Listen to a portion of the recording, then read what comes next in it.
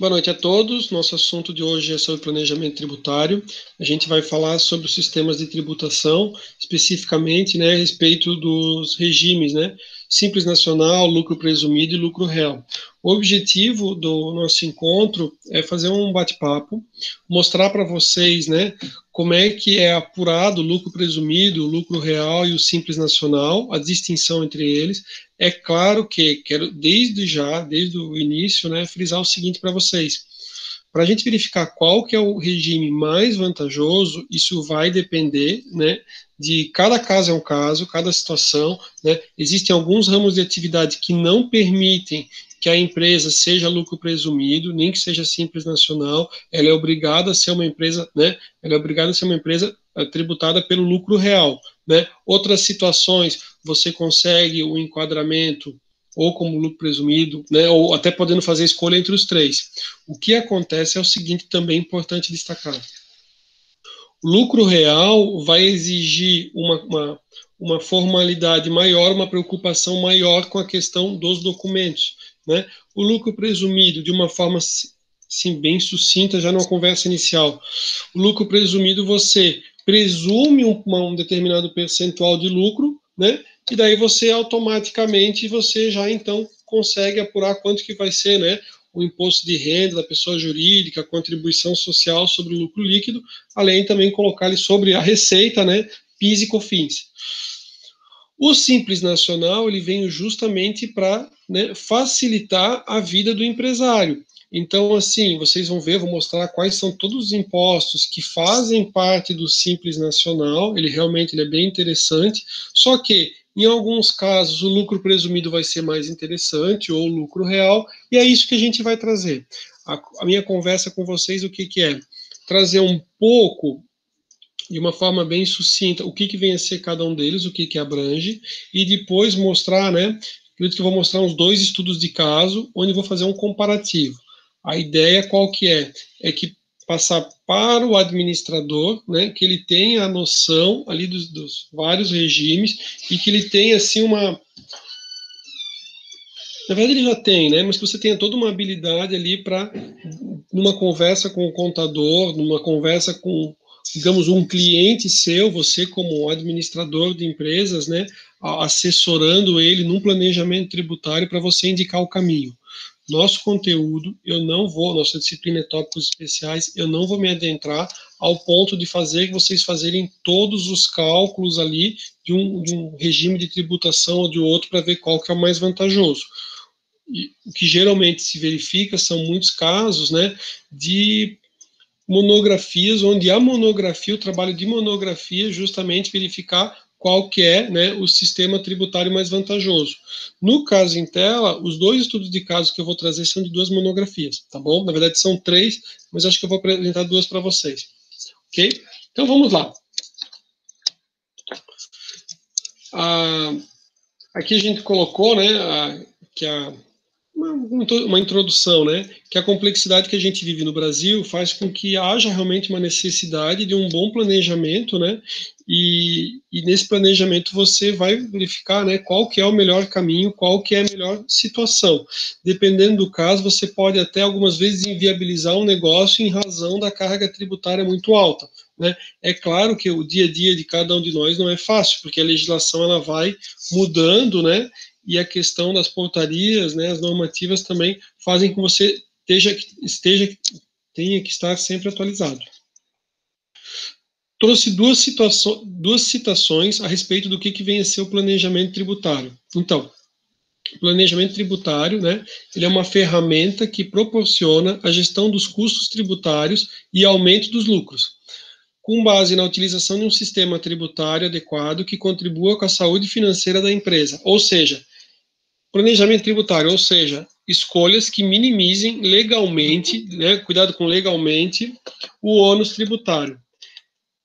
Eu disse que eu trouxe 2 citações pelo seguinte, porque a gente tem que tomar um cuidado muito grande, porque o planejamento ele acontece antes do fato gerador, né? Você não, digamos assim, ó, você não tem a sua empresa e depois de ter, digamos, acontecido o fato gerador, você tenta de alguma forma, né, camuflar esse fato gerador. Aí já seria um caso de fraude, de sonegação. Então, a segunda citação eu achei importante, porque ela vai dizer assim, ó, o estudo feito previamente, ou seja, antes da realização do fato administrativo, né, o que é o planejamento tributário, pesquisando-se os efeitos jurídicos e econômicos e as alternativas legais menos onerosas, a isso se denomina planejamento tributário. Então, eu acho assim, ó, que a grande dúvida que muitos têm é a seguinte, né? Ah, beleza, o professor está passando conteúdo, né? Comentou antes da gente começar a gravação de um caso onde foi feito um planejamento super interessante, o valor também, né? Pelo serviço prestado é um valor também muito bom, né? Mas assim, ó, por onde que eu começo? Então, o que que eu fiz? Dos casos que eu tenho nesse material de apresentação, são 3 casos, né? E um dos casos da monografia, ele explica o passo a passo que ele fez para coletar os dados. É o caso do passo a passo da monografia, mas ele é certinho o passo a passo que você, como administrador, né, vai dizer assim, olha, eu vou verificar se o senhor realmente está no melhor regime tributário, né? O sistema tributário aqui, vou ver se é o melhor para o senhor. Então, com esse passo a passo que eu vou mostrar aqui, tipo procedimento, é o que pode ser utilizado por uma consultoria, né? Vocês tiveram aula de consultoria no semestre passado. Então, assim, ó, como é que foi o passo a passo deles, né? Foi realizada uma reunião com os sócios perguntando sobre o interesse em fazer um estudo de caso da empresa com relação aos custos tributários. Os diretores, né, se interessaram, né, gostaram da ideia em realizar o planejamento tributário para saber qual que é o regime mais vantajoso para a empresa. Então, que documentos que eles solicitaram, né? Esse estudo de caso aqui, ele é um estudo de caso que ele foi feito, né? Ele foi feito em 2018, então eles pegaram os dados, né? 2016, 2017 e também tinha a questão de 2018, mas 2018 estava em curso quando eles foram fazer esse planejamento. Então, diz assim, ó, foram solicitados os seguintes documentos: relatórios de faturamento da empresa, né? Dos 2 anos que já tinham terminado, 2016 e 2017, os mapas de fechamento dos impostos, o Simples Nacional, ela era uma empresa do Simples, tá? O PIS, COFINS, ICMS, Imposto de Renda Pessoa Jurídica, Contribuição Social sobre o Lucro Líquido e Contribuição Patronal Previdenciária, referente ao ano 2017, tá? Então, assim, ó, primeira coisa, né, que a gente observa, dentro do Simples, né, quais são os tributos que constam, né, dentro do Simples Nacional. Então, a gente já pode trocar uma ideia já. O PIS, o COFINS, né, o ICMS também está junto no Simples Nacional, então você não tem que pagar separadamente o ICMS, né? O imposto de renda à pessoa jurídica, a contribuição social sobre o lucro líquido e a contribuição patronal previdenciária, né? O que acontece? Quem trabalha em alguma empresa, né, empregado, ele tem a contribuição para o INSS, que é do empregado. Né? Aí você tem as alíquotas, a gente com a reforma da Previdência teve alteração agora em março, então eles mexeram nas alíquotas, mas antes você falava assim, chegava até 11%, agora teve uma alteração, né? E você tem as alíquotas até chegam a um percentual maior. Mas a contribuição patronal previdenciária é o seguinte: para cada funcionário, isso vocês já devem ter ouvido falar muito, né? Para cada funcionário, o empregador ele paga, né? Ele paga um percentual de 20%, né? Ele como empregador, e daí ele vai pagar mais, né? Terceiros, e ele vai pagar também o risco de acidente de trabalho. Então, esse percentual ele pode ir, né, 27,5, 28,5 em cima do valor de cada um dos empregados. Quando ele está enquadrado no Simples Nacional, ele não vai pagar esse percentual sobre a folha. O que ele vai pagar? Ele vai pagar sobre o faturamento. Sobre o faturamento vai incidir uma alíquota. Então, todos esses contribuições, perdão, todos esses tributos fazem parte, né, e vão constar lá numa alíquota. A gente vai abrir e vai visualizar, tá? Vai ficar bem tranquilo. Então, a contabilidade, aí ele diz que a contabilidade não divulgou o balanço patrimonial nem a demonstração do resultado do exercício. para esse estudo. Então, o que acontece? O caso 3, eu vou disponibilizar ele para vocês, mas eu não vou comentar ele com vocês como um todo. O que acontece? Porque a gente vai ver os outros dois, já vai conseguir entender super bem. No caso 3, como ele não obteve a informação do balanço patrimonial nem o DRE, ele não conseguiu apurar qual que seria o lucro real. Então, ele não teria como fazer, ele só tinha possibilidade de verificar, né, o enquadramento pelo simples e pelo presumido. Então, esse estudo de caso, quando ele vai apresentar os dados, ele só consegue apresentar desses dois regimes, beleza? De acordo com as mudanças significativas na legislação brasileira, referente ao Simples Nacional e à exclusão da empresa no mesmo ano, a empresa ela acabou sendo excluída do Simples, né? Então, eles fizeram com os dados de 2017 para fazer o estudo. Nesse período, efetuou-se uma análise da apuração dos impostos, né? Pergunta para vocês: vocês sabem até que valor que a empresa pode se enquadrar no Simples de faturamento? Se, digamos assim, o ramo de atividade dela permitir, né? Eu tenho um limite de faturamento, certo? A mesma coisa vai acontecer com o limite pro... Beleza. A gente vai ver, tá? A gente vai, beleza. Né? E o Pedro tá quase lá. E daí e a gente vai ver, né? Também do lucro presumido, né? Além da questão que, dependendo da atividade, você não pode ser lucro presumido, eu também, da mesma forma, tenho a questão do valor. Então, aí ele vai explicar como é que foi feito. Ele pegou o faturamento, né? E foi simulada uma nova situação tributária, com o objetivo de comparar o impacto da modificação da lei e, em contrapartida, como ficariam os gastos utilizados no regime do lucro presumido referente ao ano 2018. Então, assim, ó, qual que é a ideia? Vocês, como consultores, né, para realizar o planejamento para uma empresa, né, quero constituir uma administradora de bens, como é que eu vou fazer, como é que, né, que atividades eu coloco, ou da mesma forma, buscando como, digamos, vocês como consultores, orientando, né, o que se sugere é importante é que, assim, beleza, você teve o faturamento que ela já teve, só que é importante você fazer uma projeção do cenário que ela espera para frente. Por quê? Porque às vezes você pega os dados, depois quando você conversa, ele fala assim, não, mas na verdade meu faturamento agora, no próximo ano, a gente, sei lá, vai entrar uma outra empresa, aí já começa a mudar toda a conversa, né? Ou a gente vai ter um investimento muito maior, então eu vou ter um faturamento muito maior. Então, toda essa questão de cenários, né, é extremamente importante, né, para fazer essa análise. Então, também foi solicitado aos sócios para efetuarem uma projeção, né, tanto uma positiva, ou seja, uma otimista e uma pessimista, negativa, do seu faturamento futuro e os gastos com a folha de pagamento. Os gastos de folha de pagamento é porque tem que, no Simples, calcular a contribuição patronal previdenciária. Com o intuito de demonstrar uma simulação da empresa para o ano 2019 e assim computar os cálculos, optando por ser simples ou presumido, né? Não ia ser real porque eles não tinham como apurar o lucro real da empresa. Aí, beleza, que a gente já comentou por que eles decidiram fazer pelo 2017. Em 2018 ela foi excluída por causa que o faturamento dela ultrapassou os 4 milhões e 800, né? E, na verdade, a partir de 2018, o faturamento máximo é 4 milhões e 800. Até pensei em deixar para falar no outro lado, mas já me empolguei aqui.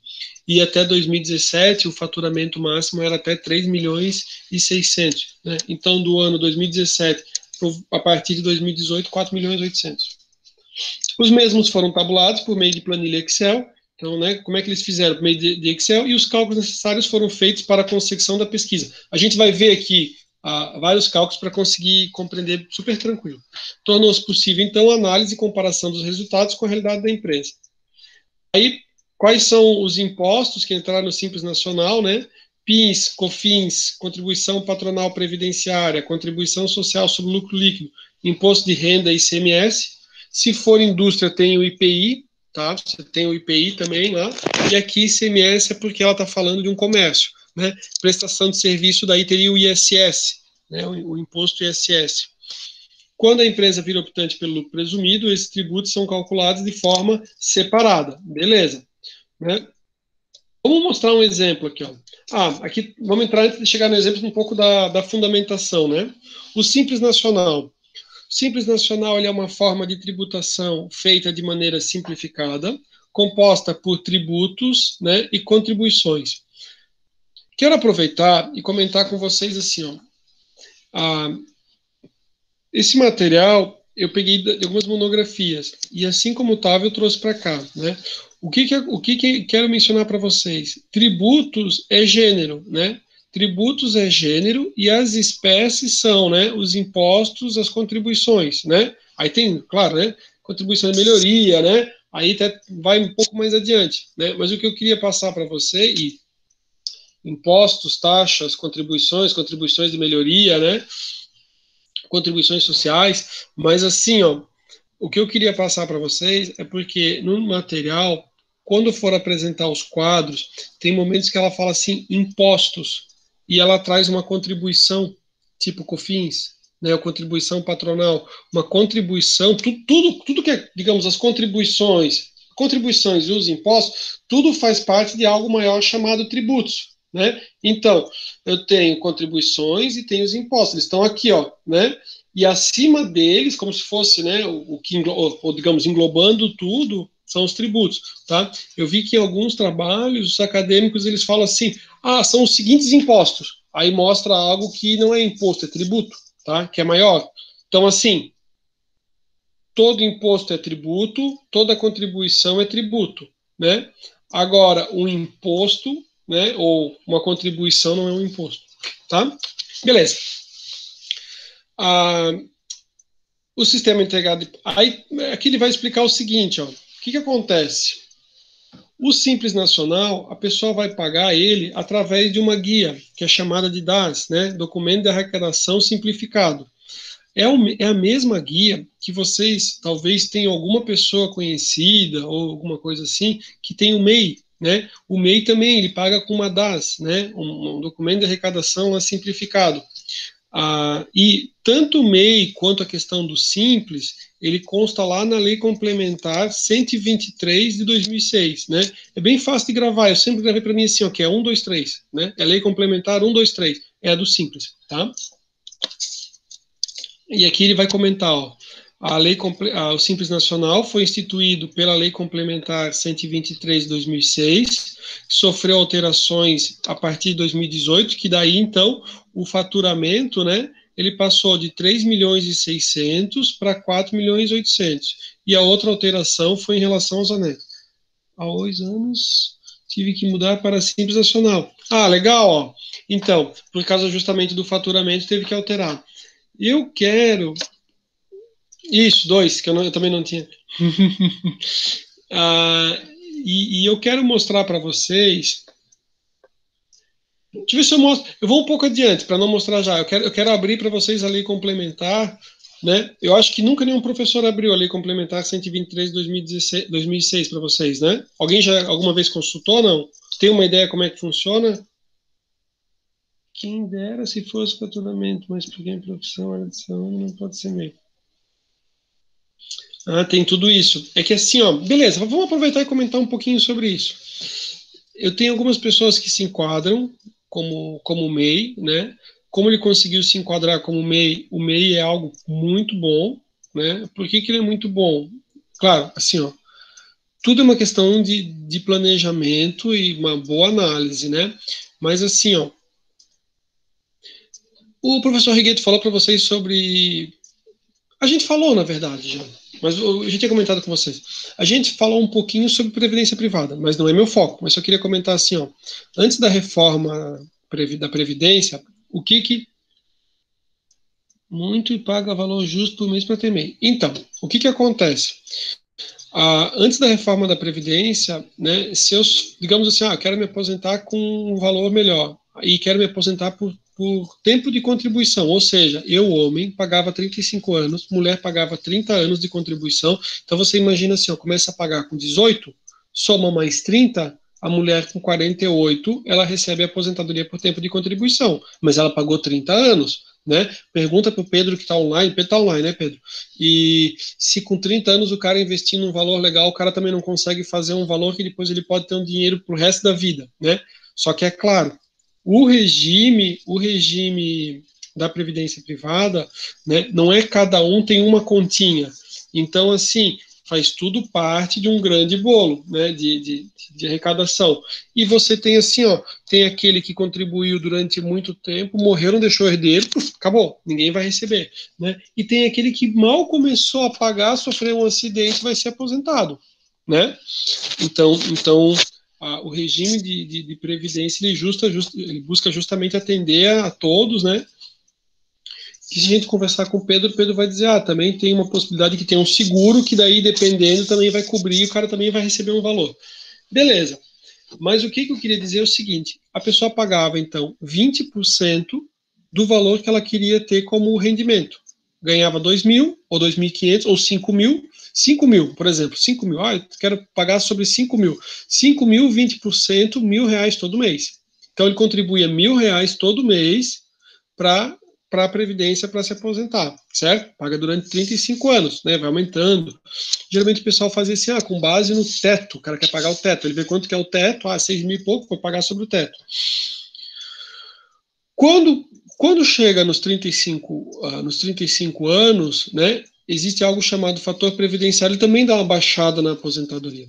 Só que, o que eu queria dizer para vocês é o seguinte, com a reforma da Previdência, o que aconteceu foi justamente o seguinte, a reforma da Previdência falou o seguinte, olha, o certo é a pessoa se aposentar lá por idade. Então, se a pessoa pagou 20% para se aposentar por tempo de contribuição, se ele já estava próximo de se aposentar, ele vai entrar numa regra de transição. Mas os outros casos, não, só vão se aposentar por idade. Aí a pessoa se questiona assim, mas será então que não valeria eu pagar 11%? Quem sabe 11% do salário mínimo, e só me aposentar por idade? Foi o que muitas pessoas fizeram, e que talvez no começo eles não pensaram. O que acabou acontecendo também muito com a reforma, não quem é empregado, né? Tipo, eu sou empregado, né, professor na faculdade, então esse não tem escolha. Vai ser lá, vai pagar o INSS e acabou. Mas quem pagava como profissional liberal refletiu muito. E a forma mais barata e mais tranquila para a pessoa receber o benefício de aposentadoria é o MEI. O MEI, na verdade, ele não foi pensado para isso. O MEI foi pensado o seguinte: o MEI foi pensado, existem muitas pessoas na informalidade, essas pessoas elas não conseguem, digamos assim, vou prestar um serviço para um condomínio, um serviço de lavação do prédio, um serviço de pintura para alguém, e ele não conseguia emitir nota. Então, o objetivo foi tirar essas pessoas da informalidade. Então, a pessoa paga, ele não paga nem 20, ele não paga 11, ele paga 5% do salário mínimo. E no final ele vai se aposentar com o salário mínimo. É fantástico o benefício, tá? Professor, e se ele não pagasse? Talvez se ele fosse miserável, o Estado também teria que ajudar, né? As pessoas que, por exemplo, que a pessoa está numa situação de hipossuficiência, que não tem condições, ele consegue receber um benefício chamado BPC, que é o benefício de prestação continuada. Então, entre não receber nada, o governo, né? O governo se dispôs também a auxiliar de certa forma, né? Entre ele não cobrar nada e ele cobrar os 5%, melhor os 5%, né? Mas como eu sei que vocês são administradores e gostam de cálculo, né? Assim, cara, é difícil fechar a conta. Quer ver um exemplo? Vamos fazer uma conta bem rapidinho com vocês. Eu vou fazer mais simples, tá? R$ 50 todo mês. Não é que é 50, já é um pouco mais, né? Mas R$ 50 todo mês. Multiplica 50 por 60. São 60 meses, 5 anos, por gentileza. Alguém multiplica 50 vezes 60. Quanto que dá? Isso, né? Dá 3.000. Então a pessoa pagou durante 5 anos. Olhem só, a pessoa pagou durante 5 anos, deu R$ 3.000, ok? Aí a pessoa acabou pegando um auxílio doença, ficou 3 meses encostado. Quanto que é o salário mínimo? 1.045. Deu mais do que 5 anos de contribuição. Não se paga, né? Na verdade, eu acho que é bacana, né? Eu acho que a pessoa realmente tem que fazer. Quando alguém me pergunta se ele tiver condições, é claro, se ele está pensando em ter uma aposentadoria alta, essa contribuição para o valor baixo vai cair a aposentadoria, ele até pode complementar, né? Mas assim, o que tem acontecido muito das pessoas que nos procuram, né? Assim, de amigos e tudo mais. Eles falam assim, ó, vou fazer outros investimentos, vou investir em imóveis, vou investir lá com o Pedro, né? Vou fazer outros tipos de investimento e contribuir com o mínimo para a Previdência, ou com os 11%, né? Por quê? Porque com essa questão assim, muda as regras e tudo mais, né? Muitos acabam tendo receio e acabam não fazendo, né? Tá, professor, no caso do professor. No caso do professor, o professor é professor. Então, o professor tem descontado direto na fonte. Mesma coisa, imposto de renda, né? A gente já conversou num outro momento, quando a gente falou sobre administradora de bens, um caso do empresário super bem sucedido. Na época, né, as alíquotas do imposto de renda ali, as alíquotas não, né, mas as faixas ali, há muitos anos que eles não sobem. Mas na época, ele era sócio de 3 empresas, nas 3 empresas ele recebia um salário mínimo, ele ficava no isento do imposto de renda. Ele tinha uma BMW M5 maravilhosa, as melhores roupas que você pode imaginar, os imóveis e tudo mais, faziam parte da administradora de bens, que a gente já conversou, e daí o que ele recebia como lucros e dividendos isentos de tributação, só de uma das empresas, na época, era mais de 1 milhão, né? Então assim, tudo tem o pró e o contra. Ser empresário tem um baita benefício, né? E não adianta a gente querer botar um imposto muito alto, tributar muito alto aquela grande fortuna, senão vocês sabem que o cara vai lá vai morar em Singapura, né? Faz que nem o Zuckerberg, ou faz que nem o outro que acho que é o Krieger, né, Luana? Que não é Kruger, né? Mas é Krieger que também pediu o fim lá pediu o cancelamento do green card dele para morar lá, né? Então é isso, né? Vale a pena os dois, vale a pena fazer concurso e vale a pena também ser empresário. O final a gente só sabe no final, né? Às vezes algum empresário tá bem, depois às vezes tem momentos que não tá tão bem, ele pensa por que eu não fui fazer concurso público, e tem aquele que fez concurso ou aquele que é empresário, que hoje em dia ele fala assim, eu jamais conseguiria hoje em dia me ver num determinado tipo de concurso. Tem concurso e concursos também, né?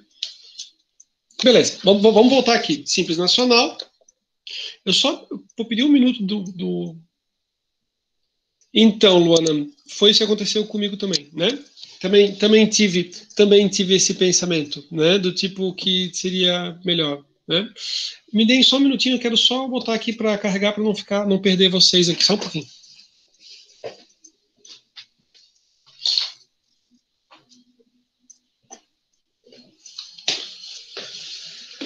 A Luana mandou uma mensagem agora dizendo que nessas situações realmente concurso, realmente, né? Eu não sei, né? Que o dilema é assim, tá, mas se você é empregado de uma empresa, mas daí a empresa também começa a passar por dificuldades, também suspende seu contrato de trabalho. Então daí o concurso começou a demonstrar ser cada vez mais vantajoso. Beleza.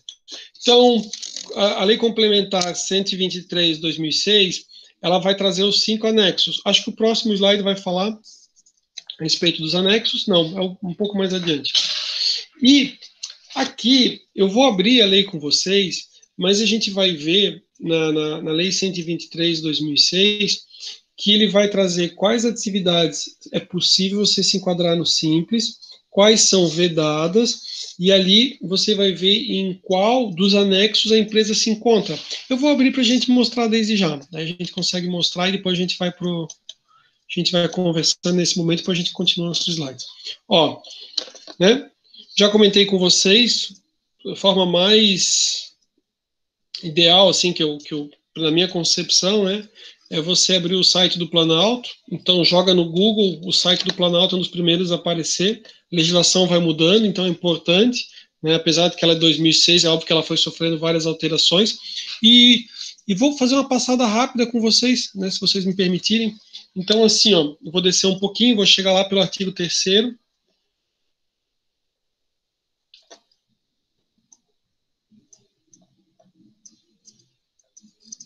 Ó, então, ó, ele vai definir o que é, lá na Lei Complementar 123, tá? Definição de microempresa e empresa de pequeno porte. Aí a gente vê, né, ó, a microempresa, ela tem um faturamento até 360 mil, E a empresa de pequeno porte, né, ó, empresa de pequeno porte, que auxilia no ano calendário receita bruta superior a 360, então, pequeno porte acima de 360 e até 4.800.000, né? Aqui é a redação da lei complementar, né, 2016, e no calendário passou a viger a partir de 2018, esse faturamento, né, de até 4.800.000. Aí ele explica, considera essa receita bruta. Aí o que eu queria mostrar para vocês é assim, ó, quer ver, ó? Vou descer um pouco mais, tá? Não deixo ninguém tonto com isso, né? Aqui eu queria comentar um ponto que é a respeito da inscrição embaixo. Eu não vou ler, tá? O artigo nem o parágrafo, mas queria comentar. Há um tempo atrás, você escutava muito, né, as pessoas dizerem assim, ó, que não conseguiam dar baixa em uma empresa, não estou falando do simples, de forma geral, não conseguiam dar baixa na empresa porque ela tinha tributos em atraso, e daí ele não conseguia dar, então ficava cada vez uma confusão maior. Por quê? Porque você tem a obrigação principal de pagar tributos e a obrigação acessória de enviar as declarações, só que daí a pessoa quer dar fim na empresa, mas não consegue porque está devendo os tributos, né? Se vocês forem observar a lei complementar, aqui que ela vai falar do simples, ela diz assim, ó, o cara quer baixar, pode baixar, não tem problema nenhum, meu Deus, a gente faz aqui agora. Só que vocês vão ver que ela traz o seguinte, até posso jogar um Ctrl+F aqui, acho que vai ter mais rápido. Ó, não é esse. Aí vai demorar mais ainda, né, para achar. Aqui, ó, tá aqui, ó. O parágrafo 5º, tá? Aí do artigo 9º, tá? Então ele diz assim, ó. Beleza. O Pedro perguntou para a gente o seguinte, ó, onde é que faz para consultar se a empresa está baixada? Para consultar se a empresa está baixada, né, o caminho mais fácil, ao invés de a gente decorar o HTTP, www, né, barra, você digita assim, ó, consulta CNPJ. Quando você digitar consulta CNPJ, ele vai abrir lá no site da Receita.Fazenda, né? Receita.Fazenda, porque era o Ministério da Fazenda, hoje em dia tudo faz parte do Ministério da Economia, né? Mas era, né? Digita consulta CNPJ. Aí você faz o quê? Você fornece o CNPJ da empresa, né? Ele pede aquelas letras, né, para identificar o CAPTCHA, né, o reCAPTCHA, para verificar se não é um robô fazendo a consulta, e daí ele vai informar. Aí você vai abrir algo que é o chamado, né, o cartão do CNPJ. No cartão do CNPJ, vai mostrar se a empresa está ativa ou não. Se o Pedro nos permitir, e depois ele passar no chat para a gente o número do CNPJ, a gente faz a consulta e mostra para ele como é que aparece. E o que nós fazíamos no escritório era o seguinte. No escritório estou falando de gestão de negócios, não estou falando de advocacia, tá? O que a gente fazia era o seguinte, quando a gente tinha um potencial cliente, na época a gente não tinha o sistema de consulta no Serasa, né? Você não tinha um sistema para consultar, a gente não pagava para consultar o Serasa. O que a gente analisava é se ele estava em dia com os tributos. Então a gente verificava junto, na época, fazia as consultas separadas, né? Depois o INSS e a Receita se juntaram e virou a Super Receita. Na época se fazia consulta da regularidade do INSS, consulta de regularidade junto aos tributos federais, né? Então, com isso, a gente conseguia ter uma noção de qual que era a saúde da empresa. Porque uma das primeiras coisas que a pessoa, quando está com dificuldades, deixa de pagar não é o fornecedor, são os tributos, né? Por quê? Porque o fornecedor, se você não pagar, né, tipo assim, se não pagar o cartão, vai ficar sem cartão, o cara vai morrer de fome. Agora, o tributo, tipo, ele dá uma deixada, né? Dá deixada de lado. Então, era o tipo de consulta. Dá para consultar, né? Se você digitar PGFN, né? Que é Procuradoria Geral da Fazenda Nacional. Aí ele puxava a informação. Eu não sei se ele vai remeter para outro caminho atualmente ou não. Eu sei que quando eu tenho situações que eu tenho que regularizar um cliente inadimplente, né, eles criaram um site lá deles, né, da Procuradoria Geral da Fazenda Nacional, da Receita, com tudo, que se chama Regularize. Né? Aí quando você entra no Regularize, aí eu entro com os dados, entro com a senha do cliente, né, e consigo fazer a regularização, verificar qualquer pendência, faço recurso administrativo, se ele digamos, sofreu alguma penalidade, e é possível fazer em nome do próprio cliente, antes de ingressar judicialmente. Então, é como o cliente me deu autorização e tudo mais, eu falo em nome do cliente para fazer, ou com token, né, se eu tiver procuração. Deixa eu comentar uma coisa bastante interessante e importante com vocês. Vocês tiveram aula com o professor Rafael Bazanella, tiveram aula com o professor Rigueto e tiveram aula com a professora Mônica, com diversos professores. E sempre se fala muito a respeito, assim, ó, da citação. Ah, tem que ter citação válida, tem que ter citação válida, tem que ter citação, tem que ser, né, ou se for na esfera trabalhista, se fala notificação, né, mas é a ideia da citação. Então, tipo assim, ele tem que estar ciente do processo, não vai poder correr assim, né. É claro que na trabalhista ele junta lá o AR e vai dizer, não, foi com a AR aqui, ó, alguém aqui era uma empresa, alguém recebeu pela empresa. Lembram disso que vocês tiveram? Sim, né?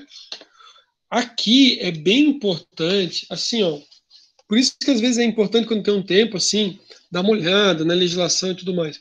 A Lei Complementar 123, ela traz o seguinte, ela traz que, a partir do momento que a pessoa adere aqui, né, ao Simples Nacional e tudo mais, ele se compromete a acompanhar, tipo, pelo site, pela internet, ou seja, para vocês terem uma ideia, sabe que lembra que eu falei que eu fazia todo o procedimento pelo Regularize? Ele me notifica do resultado, tudo online. Então eu entro lá, eles dizem assim, ó, pronto, está intimado. Doutor Rafael está intimado, né? Então, mas mesmo que não fosse eu, mesmo que o cliente fizesse sozinho, né? Não precisa ser advogado, mas mesmo que fosse o cliente, ele dá um código assim, ó, intimado em tal data, bem certinho quando a pessoa abriu, né? Também manda e-mail para a pessoa, ele não vai fazer para prejudicar, só que assim, ó, aquilo de você ter que mandar um oficial de justiça ou mandar uma notificação, uma R, né, uma correspondência com aviso de recebimento, é tudo eletrônico, tá? Então é bem interessante e tá na lei, né? Só que assim, ó, a gente tem tantas leis que às vezes o cara se perde, né? Mas beleza, né? Então vamos continuar aqui. Então, ó, a solicitação de baixa que eu queria comentar, ela importa na responsabilidade solidária dos empresários, dos titulares, dos sócios, dos administradores no período da ocorrência dos respectivos fatos geradores. Então, assim, ó, o que acontece, tá?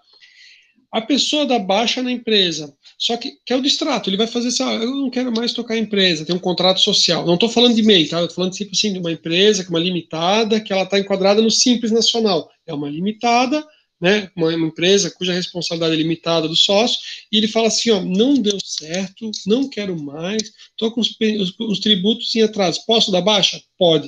Só que, na hora que ele der baixa, ele diz assim, ó, a pessoa física responde por toda a dívida da pessoa jurídica, tá? Ah, tá onde, professor? Tá ali na lei. A lei diz que é assim, tá? A Luana fez uma pergunta, eu consigo dar baixa em tributos e tudo que exige no meio do Simples sozinha? Assim, ó, do Simples, eu não mexo tanto no operacional, mas sim, tá? Se for que nem o MEI, Luana, tu tinha o MEI, né, Luana? No MEI tu já não fazer tudo sozinha, o MEI ele permite, por exemplo, assim, não pagou. Aí você clica nele, isso, o contador faz. A empresa, eu assim, ó, ah, Rafael, você faria sozinho ou você faria com alguém, né? O MEI faz sozinho, que fazia sozinho, né? Mas o resto ali eu faria com o contador, né? Dar uma conversada com ele, porque você tem diversas obrigações acessórias. Não sei quanto é que é o teu faturamento agora, mas você tem obrigações acessórias essas declarações, né? Não devia falar gravando, né? Mas essas declarações que são demônio, né? Por quê? Porque você assim, ah, esqueci de mandar. Aí a multa é uma paulada. Do MEI é mais fácil. Do MEI é assim, ó, você não fez a declaração lá do faturamento, ele automaticamente, não precisa nem ter fiscal nem nada, automaticamente ele te manda assim, ó, 400 e poucos, R$ 500 a multa, o auto de infração, porque você não mandou no prazo. Você fala assim, filho da mãe, tipo, o cara nem teve trabalho, o sistema fez sozinho. Só que daí, como é MEI também, né? Aí ele fala assim, não, se pagar, então, aí vira uns R$ 25. Tipo assim, graças a Deus, né? Primeiro o cara quase morre, ele fala assim, meu Deus, como é que eu deixei passar sem fazer ali a declaração, né? Então, assim, todo ano termina acho que era final de abril, né? Agora com a quarentena tudo se estendeu, né? Imposto de renda se estendeu, tudo se estendeu. Mas você tem, digamos, no ano, por exemplo, né? Chegou agora, no domingo foi dia 31. No dia 31 a pessoa foi lá e informou quanto que ele faturou como microempreendedor individual, né? Quanto que era a prestação de serviços, ou se tinha mais venda de mercadorias, e se tinha empregados, né? Isso ele menciona na declaração. Quando ela já está em outro nível, ela exige uma quantidade maior de obrigações acessórias, por isso que daí era é importante, contador, para não. Que às vezes o cara quer economizar e depois no final dá uma bucha grande, tá? Mas eu sei como é puxado, que às vezes aquele valor ali do faturamento, daí uma parte você para e fala assim, bah, né? Beleza, então, aí, ok, a gente falou ali sobre a baixa, falei sobre a responsabilidade solidária, né? Aí, o que que abrange o MEI? Perdão, o que que abrange o simples? Perdão, é simples aqui, tá? O que que abrange o simples? Aí o Simples Nacional, ó, o que que a gente tem? E ele mostra lá no artigo 13. Lembrando que eu não vou pedir para ninguém decorar os artigos aqui, a gente está fazendo uma contextualização para que vocês tenham esse conhecimento, né? Então, ó, o que que entra? Imposto de renda pessoa jurídica, IPI, contribuição social sobre lucro líquido, COFINS, PIS, né, PASEP até teve alteração, né? Contribuição patronal previdenciária, imposto ICMS, né, imposto sobre circulação de mercadorias, prestação de serviços, de transporte, de interestadual e intermunicipal e de comunicação, e o ISS, tá? Daí ele vai dizer assim, ó, quais deles não estão no Simples Nacional. Então ele diz, ó, o recolhimento na forma desse artigo, na forma que ele vai pagar com a DAS, não exclui incidência de outros impostos ou tributos. São eles: IOF, Imposto de Importação, Exportação, o ITR, né, que é Propriedade Rural, e ele até menciona o IPTU, o Imposto de Renda relativos a ganhos líquidos auferidos em aplicações de renda fixa ou variável. Na verdade, quando você tem aplicação na conta no banco, você nem tem a opção de dizer lá qual que é o seu regime, ele já faz automaticamente ali, né, sobre o ganho. A CPMF, que não existe mais, né, que se cogitou de voltar, o FGTS também, né, que é uma contribuição, isso vai ter que pagar do mesmo jeito separado, né, e o INSS do trabalhador. O patronal, sim, mas o do empregado, não, porque o do empregado é como se o empregador ele retém o valor do empregado e só repassa para o governo, tá? Beleza, né? Então, o que eu queria mostrar para vocês é o seguinte. Aí ele vai trazer quem não pode ser Simples Nacional. Ele vai dizer, ó, quem não pode ser Simples Nacional?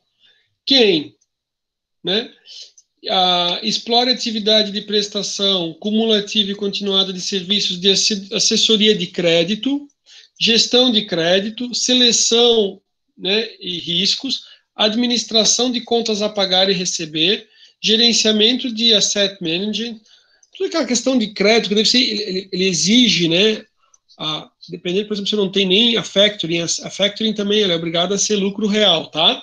Então ele vai trazendo, né, quem trabalha com venda mercantil a prazo, também quem tenha sócio domiciliado no exterior, então se o sócio tiver domicílio no exterior, não pode ser Simples Nacional, cujo capital participe, né, da administração pública direta ou indireta, federal, estadual, municipal, quem possui débito no INSS ou com a Fazenda Pública Federal, estadual ou municipal, cuja exigibilidade não esteja suspensa. Então, se ele estiver discutindo e estiver aguardando julgamento, tem alguma ação que tem liminar lá para que seja suspenso, beleza, né? Ou ele depositou em juízo, mas se não, ele não pode estar enquadrado. O que acontece muito, e acontece muito mesmo, e talvez se vocês, né, na consultoria ou na vida de vocês vão pegar, e é um cuidado a se tomar, né, que às vezes você vai lá e diz assim, vamos fazer, aí você não se liga e o cara tem um monte de tributos em atraso, ele não consegue, né, e o que tenho também, eu tive uma situação de um cliente que ele estava enquadrado no Simples, e ele, por dever os tributos, ele saiu do simples. Nossa, esse homem ficou assustado, porque na situação dele, o que eles chamam de alíquota efetiva, né, o que realmente ele vai pagar em relação ali ao faturamento, ao que ele teve de retorno, era muito mais alto que o Simples Nacional, né? Por isso que daí a gente fez toda aquela questão do recurso para suspender e para que ele conseguisse, então, ter um fôlego para conseguir recurso, né? Então, às vezes, tem um caminho para tentar, né, ele ter um fôlego, conseguir fazer, ou dependendo se realmente ele deveria devidamente estar no Simples e ele pagou, que está discutindo alguma coisa, beleza, né? Que preste serviço de transporte intermunicipal e estadual de passageiros, exceto na modalidade fluvial, ou quando possuir características de transporte urbano ou metropolitano. Aí também, né? Isso aqui é tudo vedações, ó. Que exerça atividade de importação de combustíveis, que exerça atividade de importação, fabricação de automóveis e motocicletas, que seja geradora, transmissora, distribuidora, comercializadora de energia elétrica, que exerça. Então, assim, ó. Não vou ler todas, né? Mas o que eu queria passar para vocês é assim, ó. Aqui, vocês viram as vedações aqui no artigo 17, tá? Então, assim, ó. Ah, professor, eu vou constituir uma empresa, eu tenho uma empresa que vai ser constituída. O que eu quero passar para vocês aqui, para aí a gente vai para o nosso intervalo, mas é bem bacana a gente conversar. É assim, ó. Você pega a lei complementar e ele vai trazer as diversas atividades. Mais adiante, ele vai trazer as atividades, por exemplo, prestação de serviço. Porque ele tem o material. Deixa eu descer aqui embaixo.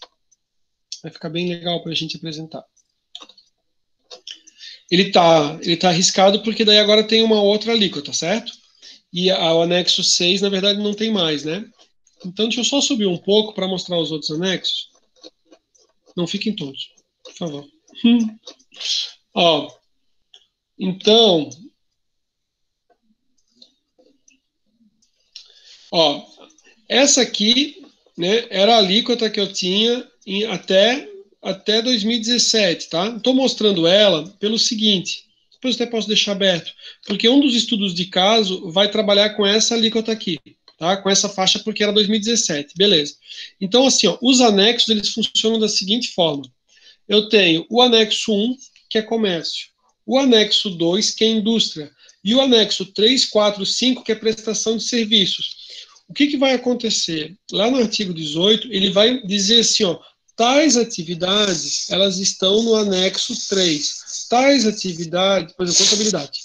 Advocacia, anexo 4. E outras atividades estão lá no anexo 5. Aí ele vai fazer algo chamado fator R, tá? Não vou pedir isso aí vocês para a prova, mas é importante a gente conversar. Ele vai dizer assim, ó, que se a empresa ela tem uma folha de pagamento alta, ele vai fazer a divisão, ele vai pegar a folha de pagamento e vai dividir pelo faturamento. Se essa proporção for maior que um determinado percentual, se não me engano, né, acima de 28, igual ou acima de 28%, a gente vai abrir aqui, ela vai se enquadrar no anexo 3. Se não, ela se enquadra no anexo 5. Por que isso? Porque o anexo 3, as alíquotas ali, elas são mais favoráveis, né? Dependendo do caso ali. E ele já paga mais para os funcionários, então os funcionários também já recebem uma boa fatia desse faturamento, tá? Então, deixa eu mostrar para vocês aqui para a gente ter uma ideia, ó. Como é que ficou a partir de 2018, ó, pela Lei Complementar 155 de 2016, ó, as várias faixas e a alíquota. O que acontece? Então, assim, ó, a empresa fatura 718 mil, ele vai pagar uma alíquota de 9,50. O que entra nesse 9,50? Aqui ele mostra como é que está distribuído, ó, aqui embaixo, ele mostra como é que está distribuído o valor. Ele vai pagar só, assim, faturou, né, 100 mil, vai pagar 95 mil, não vai 5 mil não, né, 9.500, né, que é os 9,5%. Desculpa, não dos 100 mil, nunca. Perdão. Eu quis fazer um exemplo fácil para botar a alíquota, né? Porque o 100 mil ele vai estar nos 4. Mas assim, ó, se a gente pegar um faturamento redondo aqui, né? Por exemplo, 500 mil, daí fica mais certo, né, professor? Pega 500 mil vai ser metade de 1 milhão, né? E faz aqui a metade, aqui os 9,5, beleza? Tipo, 9,5 metade. Ok. Então, assim, ó, quando fizer esse cálculo, A partir de 2018, você tem que subtrair os 13.860. Como eu não gostei da minha explicação, deixa eu pegar minha calculadora e mostrar melhor para vocês, porque minha explicação não ficou legal.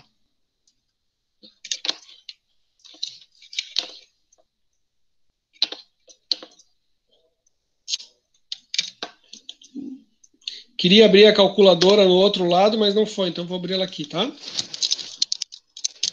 É só digitar assim, ó, calc. Pronto. Beleza. Cadê a calculadora? Tá aqui, ó. Agora sim, me desculpem. Agora vamos fazer o cálculo. Ó, digamos que a empresa tenha faturado 500 mil reais aqui no comércio, tá? Então, 500 mil, ele vai estar nessa faixa aqui, ó, de 360 a 720. Então, vou botar assim, ó, 500 mil. Botei 500 mil? Botei. 500 mil, ele não marcou aquele pontinho ali, vezes, né, 0,095, que é 9,5%.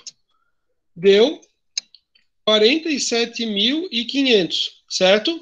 Só que daí ele tem uma parcela a deduzir, ó, tá vendo esses 13.800, ó? Então eu tenho que pegar aquele valor que eu tinha ali, se eu puxar minha calculadora de novo, menos 13.860. Então, se eu faturo 500 mil reais, né, eu não preciso fazer várias guias. Ele vai estar incluído, né, o imposto de renda à pessoa jurídica, contribuição social, COFINS, PIS, contribuição patronal previdenciária e ICMS. O meu objetivo, depois do intervalo, o que, que é? Eu vou mostrar, claro que eu vou mostrar a respeito do lucro presumido também, e vou finalizar aqui a respeito do Simples Nacional, que ainda ficou faltando algumas coisas. Mas eu vou mostrar um comparativo entre eles para vocês verificarem se vale a pena. É claro que se a empresa ela não gerar lucro, né, se ela tiver muitos gastos, ela não teria o imposto de renda à pessoa jurídica e a contribuição social, porque eles vão incidir sobre o lucro líquido, né? Então, nesse ponto seria uma vantagem. Então, eu vou trazer alguns casos para a gente poder visualizar. Tranquilo até aqui? Beleza? Estão entendendo bem? Acho que sim, né? Acredito que está tudo indo bem. Beleza. Então, vamos fazer assim, ó. Vamos fazer a nossa pausa. Acabei saindo um pouquinho mais tarde. 8h35 a gente volta e a gente continua onde a gente parou, tá bom? Bom intervalo para vocês. Até 8h35. Um abraço, pessoal.